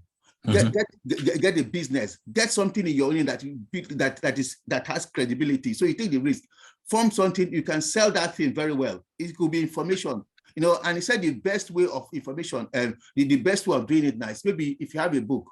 So you have a book, you give her the book for free, or you can, like what he has done, is leverage this book so to many people. Formerly he will have been teaching people, but now, life that is worth living. You leverage it to so many people. And you can imagine, so if a lot of people get that book and you have their information, maybe you have their email addresses, you can as well reach them now by selling some other things to them. So that is like a back end thing. You give them the book for free, you get their email addresses, and then you now start giving them information, and then you can sell something to them and they will buy because you already build relationship with them. You build credibility. Yeah. So that's the thing that people should be looking at these days. So not just by amassing physical, trying to be laboring yourself, working hours and hours. And Ronke mentioned, the thing when he did a graph, about selling your time, selling your time and selling your in exchange for money. Yeah. Exchange for money, and then your mind, and with your mind and not with your time. Yeah, that was very powerful. Can never do it. And Warren Buffett also said it. He said, if you cannot earn money while you sleep, you will continue to work until you die. Yeah. So for us not to work until we die, we have to learn how things can, how leveraging can come into our lives. So you have to learn things to do. For example, you have assets like maybe you have shares and the company, they are working, and at the end of the day they pay you. But then you can do what we're doing. That's networking. Whereby you have people you have a billion network of people, thousands of people, and when they buy, the commission comes to you. And the people could be any part of the world. Once they buy, because they buy through your code, your code, you will definitely get money. So that is leverage. So in that way, you work only 2 hours, and all the 1,000 people you work, they work all 2 hours. So you'll be paid for the 2,000 hours that everybody works, even though you have worked only 5 hours in a week. So that type of leverage is very important that we look at it. So where did I go to? Apply specific knowledge with leverage. That's a very good point. Specific knowledge, very, very, very important. Very good. Yeah, extremely important. Yes. So coding is very important. We talk about recording, podcasting. So this thing, learn to sell and learn to build. So let's talk about learn to sell. No. Put that quote. There's a quote. They say if you can sell and you can build, you're unstoppable. Yeah. I like that quote. If you can build and sell, you are unstoppable. Yeah. Let me go to that. Okay. So he said, okay, play in. Benjamin, don't worry. After that, you ask your question. Okay, pick business partners with highly intelligence, energy, and above all, integrity. So that is also very important. Where you pick people, that have, intelligence. So he talked about, don't go for pessimistic people, go for people who have positive energy, people who have integrity, and people who have different knowledges with you. So you people can form what is called a mastermind, where people have different interests. And you see, it's always very important. If you look at companies that are doing very well, the directors, they have specialized knowledge in different areas. They are happy doing their own. So this one is very good in marketing. This one is good in accounting. This one is good in IT. So they all come together and they move to build a very big business. Learn to sell, learn to build. If you can do both, you'll be unstoppable. So that's I love it. And there's a book called Build to Last. Okay? Build to Last, yeah. Yeah. So Build to Last. So when Jim Collins. Yeah. Coach, I give you 3 bozas. So when you talk about Build to Last, it is from day one, that this business you are building, you are going to sell it in the next 5 years. So what do? You brand it in a way that it becomes, it becomes very efficient in all areas. You're not looking at, you're just like a farmer, that is a farmer, or you're somebody that is planting bamboo, that it's going to take about 5 years before you harvest it. So it's not as if 10 pounds profit coming today, you eat it. No, you invest it, you spend, once the money comes in, you reinvest it into the business, expand in terms of assets, expand in terms of technology, expand in terms of high staff. So everything you are building, because you know that at the end of the day, when you sell that business, it's going to give you massive this thing. So if you have that mindset, it's a mindset of not get rich quick scheme, which is really very good. And the fact that you can also sell. So if you have those two skills, you are unstoppable. You will make money over and over again. You will finish what you get on that one. You build on that one too. So then the other one we talked about is understanding. Okay, let's go to when specific knowledge is taught, it is no to apprenticeship about that one. So let me go to embrace accountability and take business risks under your name. Society will reward you with responsibility, equity, and leverage. Let me talk about accountability. Now, there's something Matt Morris said, which I apply in my network marketing. It is this, that if you say you're going to read 5 books a week, you will say it, okay? I'm going to read 5 books a week. Then number 2, you write it down, and you're going to read 5 books a week. Then the third thing is say, okay, coach, please, I'm going to read 5 books this week. Please hold me accountable, if I don't do that. He said 85%, the fact that you had an accountable person, you're going to achieve that one, 90%. Yeah. The one you tell people, you're going to achieve maybe 50%. The one you set in your mind, maybe 30%.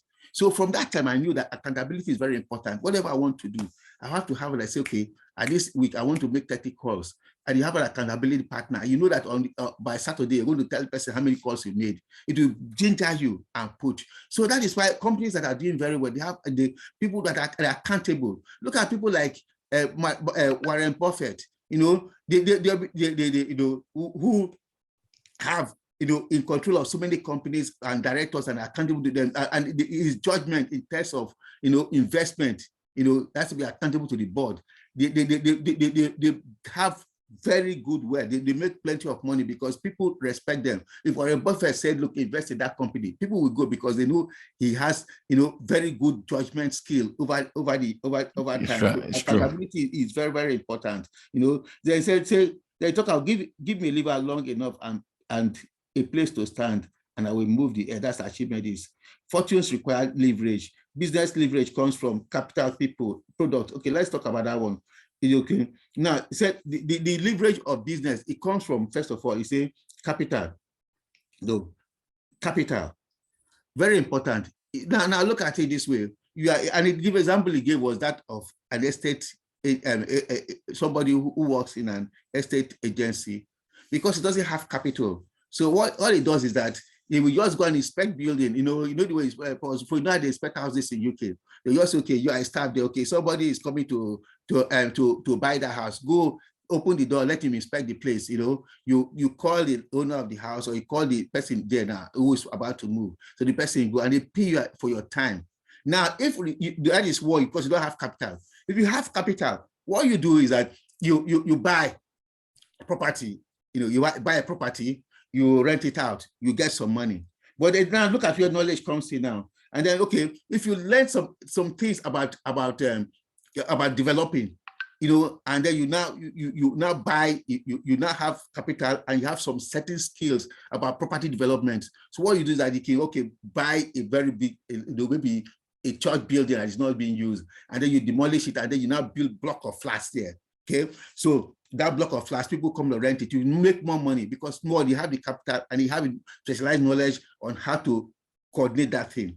Then you said it more now. If you have accountability and you have good judgment, and maybe you now employ things like coding, what you do is that you, instead of just getting one property development, you can get group of property developers together. Then you get group of people. You get the government, to come in together, and then you now get very big, we can say, okay, massive area, because this time now you're applying your judgment, you're applying your skill, you're applying a lot of net connections. So you can even build a whole area. Maybe it's okay, you want to build a massive area, maybe they say something like Surulere, or say this new area in Lagos, where it's okay, you have you develop place where international community can even come and rent there. You have hotel there. You have so many things there. So everything depends on your judgment, based on your skill, based on your network connection. So it is very important that you meet with the right people. And because if you have things like that in mind, and you are talking to pessimists, they will just discourage, say, forget it. But when you are talking to the right people, and you have the knowledge and you have the skill and you could build the capital together, and you have the technology, I mean, there's nothing can stop you. All right, I think you should wrap up now, because so we can get the energy of it. So on the whole, so I give you 10 seconds now. Yeah, the last thing I want to talk about is the status. Now he said, okay, in those there are two types of status. One is money status, where you want to develop money as a status, but people don't like that one because they feel that they cannot sell. They cannot really sell, so they shy from pushing the money game. So what they want to pursue is the status game. Status, maybe you are the head of department, or maybe you are a pastor, you are somebody, but that status doesn't really have money. For you to be high in status, it means you need to put somebody down. So what he's saying is that while status is putting somebody down for you to go up, money game solves a lot of problems, but people, they don't know how to do it, and they fear doing it. So you should learn that skill. It is a very good skill to learn. So have the mindset that this is doable, it is learnable, and that's why we are here, to tell you that, look, you can create wealth. And one way of doing it, if you follow Paul Fu, he's teaching you how to sell, and he's also teaching you the coding, which is podcasting. So if you get those two very well, maybe in the next 9 months, you should be able to do something that will give you some massive money. Thank you so much. Thank you. All the people who put this thing together, God bless you. Itoro, Kazim, Harold, and Ronke. Ronke said she had a meeting. I don't know if she's still in this meeting or she just put her face there. So I want to say thank you. So Benjamin, go ahead. Benjamin, go ahead. Say your thing. Do your thing. I'm here. Well, thank you. Thank you all for listening and hanging around. Thank you, Paul. All right. So Benjamin, go ahead. Tell us. You want to say something? Okay, good evening, everyone. So make it quick and brief. Yeah, I'll make it very quick and brief. Can you hear me very well? Loud and clear, man. Okay, I just want to thank everyone for this wonderful putting this together. It was really interesting. I was there from the start and I stayed. Correct guy. The end. So, but I just want to give just very few, maybe like just 2 minutes. Most of the things I would have loved to say, they've all covered it. Mm-hmm. I was amazed to find out that the writer of the book, Eric, never met Naval. Never met him. Never met him. Yeah, never met him. That is testament to the power of the internet. That was mind-blowing for me. Yes, up until now. And I love what you just said, Benjamin. I love that line of thought you're going. Yeah. You get. So it's something that tells us that we can actually build mentorship group. We can mentor people even without necessarily having to meet them. Yes. And that's one powerful thing that you Benjamin, wait. Benjamin, it is that a lot of times people don't send these DMs because they feel that these big people will not answer them. Mm-hmm. That's true. It was a DM that started the conversation on Twitter. Can imagine. Yeah. Can imagine. It was that was very mind-blowing for me. Mm-hmm. Then another thing I love about the book is that it's divided into chapters that you can just take one at a time. Yes. Meet a particular need of your life. It's not linear. You don't necessarily need to read it from the front to the back. In that sequence. Just look at the chapters, pick the one that speaks to what you want to fix. That's right, my brother. You are done. I love that about the book as well. Then one very strong thing that I gained from this book, and it was a mind opener for me and was mind blowing, was going back to the basics. Yes. First that principles. thing, sir. First principles. That thing, sir. First principles. Solve the particular challenge I'm having Yes. in an area of my life. Yes. First principles. You know, it is very easy to make things complex. Yes. But geniuses actually bring things down to the basics. I'm telling you, I'm a big fan of that. To a 3-year-old. That's right. Anybody that can bring it down to the basic, that's right, simplify things, you're actually a genius. That's right. Anything that you're having challenges with, just go back to the first principles. And I think that's the reason why Jesus was saying that if you can, I'm sorry, I'm going scriptural. Don't be sorry, please. Go ahead. If you can be like these little kids, if you can be like these little children, he was trying to tell us, go back to the basics. That's right. That is where the answer is. Yes. So I want to use this as a point of encouragement to anybody that no matter what you are facing that is giving you tough time, try to go back to the basics of that particular thing. Fundamentals. You would find your way and you will find that solution. That's right. Thank you so very much. It was very powerful. Thank you, Coach Paul, for this. It was amazing and I loved it. Thank you. Thank you so much. I like the direction that you took this conversation to, you know, going back to first principles. I'm a first principles kind of guy. I love the first principles. I love going back to them, re-emphasizing them. That's all I teach for the most part.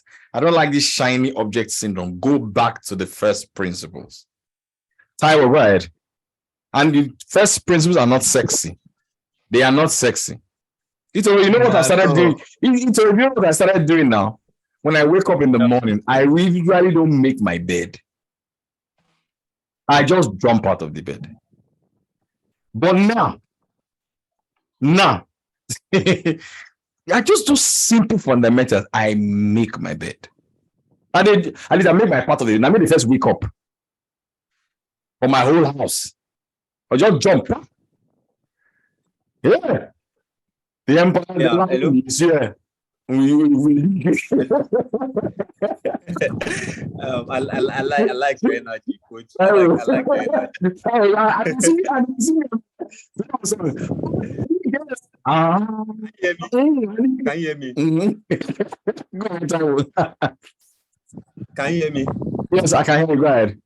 Yeah, I want to thank him once again for sending this book, and also I want to thank all the speakers for a great job. I think one area that I just want to point out that I think they don't really emphasize or they don't really talk about is the compound interest. And yeah, brother. Thank you. The compound interest, and I think that speaks to that everything compounds. That money is all you need that compounds. Yes, like we have to set our mind to a longer term. Long term. And I think that compound interest is maybe anyone that's just joining or that really focus on it should go back to that compound interest area and read about it very well. Beautiful. The book itself is self-explanatory, just like as the last Mr. Benjamin said. You can just go there, pick a chapter, read, and it's simplified as ABC as anything. It's as simple as anything I've ever read in my life. Yeah. That's why the man is a billionaire. Yeah, that's it. Thank you. That's why the man is a billionaire. So this brings us to the end of our book review for February. This is our second book for the year. How many more books to go? 10 more books to go. I told you guys, even if you don't like to read book, just enjoy the reviews. Now I'm going to send the replay. You can post the replay, put it on your YouTube channel. You have copyrights to it too. Yes, so that's why the people who even spearheaded this replay, because me, I want to put it on my YouTube. You know, so to do YouTube video is not easy. So you have content. You can even chop up the ones that you were talking. Stick. You are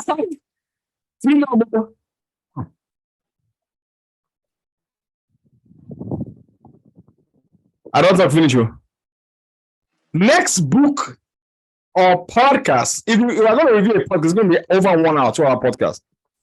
I will announce it at the end of this month. So get ready for that. So if you want to be a part of it, please, once I announce it, boom, just message me. Say, Coach, I want to lead the conversation.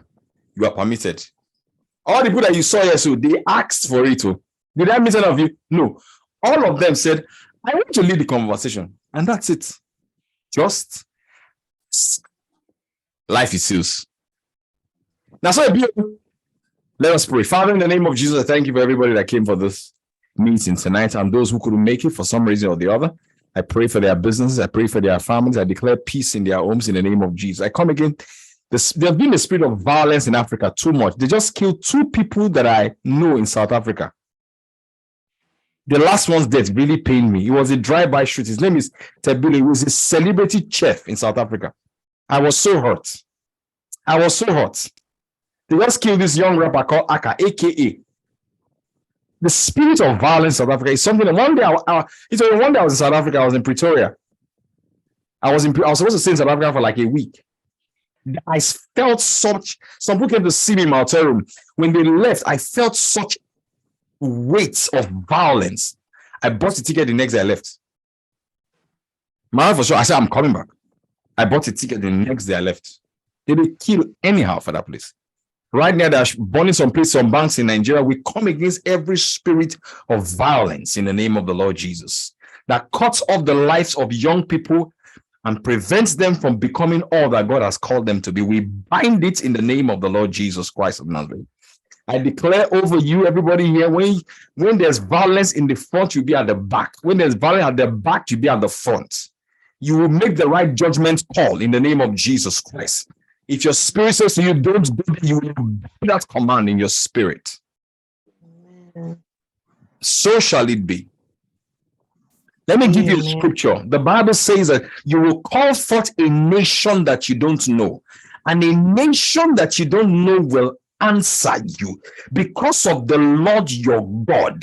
For I have glorified you. Now, the depth of that scripture is the nation is industries, financial industry, companies. He said, you will call forth nations that you don't know. So you don't need to know them. They don't need to know you. They don't need to know you. They don't need to know you.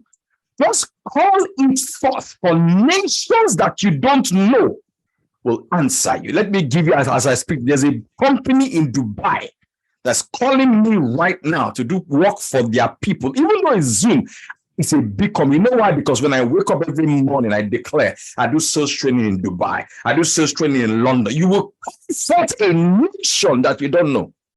And a nation that you don't know will answer you. You don't need to run an ad first. You don't need to know. God said, the one you don't know will answer you, but you have to call it forth. Someone say, call it forth. Someone say, call it forth. Call it forth. I'm sorry, for some of you may not like this dimension, but I'm sorry. But that is the power of God's word. Go in this your might. Go in peace. You are loved.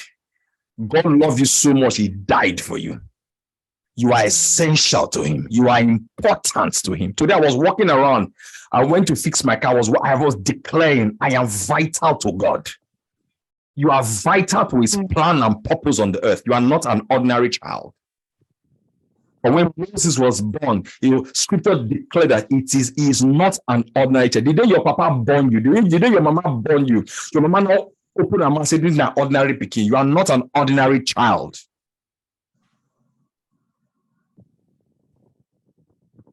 It is well with you. Amen. I'll see you guys next month for our next prayer meeting and our book review. God bless you. I love you all. I'll talk to you guys in Morning Ginger. Let's go. Be friends to join. Why are you guys not telling people to join this group now? Why? What are you doing now? What's going on? What's going on here? Hey. We're unmuted. We have to unmute ourselves now. We are saying amen to all the declarations. All right, thank you, man. So please recommend the community to your friends and keep winning. Appreciate it. See you tomorrow morning. Morning Ginger. Thank you. Thank you. And there's something I'm going to start doing very, very soon. I'm going to introduce it for next month. I'm going to do guest Morning Ginger. Just as you review the book, I will call you out of the blue to run the Morning Ginger for us. And just like, so I'll do like a roaster. Is that cool? Sounds cool, right? Yes. Very cool. That will put some